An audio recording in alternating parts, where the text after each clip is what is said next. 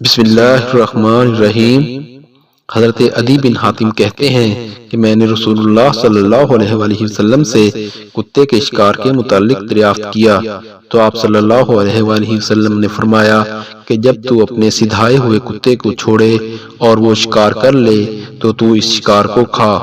اور اگر وہ کتا اس شکار میں سے خود کچھ کھا لے تو اس کو نہ کھائیو، کیونکہ اب اس نے شکار اپنے لیے پکڑا ہے۔ میں نے کہا کہ بعض دفعہ میں شکار کے لیے اپنے کتے چھوڑتا ہوں، پھر اس کے ساتھ دوسرے کتے کو بھی پاتا ہوں۔ آپ صلی اللہ علیہ وآلہ وسلم نے فرمایا پھر مت کھاؤ،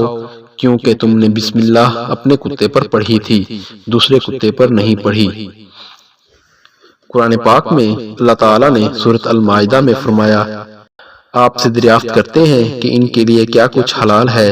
آپ کہہ دیجئے یہ تمام پاک چیزیں تمہارے لیے حلال کی گئی ہیں، اور جن شکار کھیلنے والے جانوروں کو تم نے سدھار رکھا ہے، یعنی جنہیں تم تھوڑا بہت وہ سکھاتے ہو، جس کی تعلیم اللہ تعالیٰ نے تمہیں دے رکھی ہے، بس جس شکار کو وہ تمہارے لیے پکڑ کر روک رکھیں تو تم اس سے کھا لو، اور اس پر اللہ تعالیٰ کے نام کا ذکر کر لیا کرو، اور اللہ تعالیٰ سے ڈرتے رہو، یقیناً اللہ تعالیٰ جلد حساب لینے والا ہے۔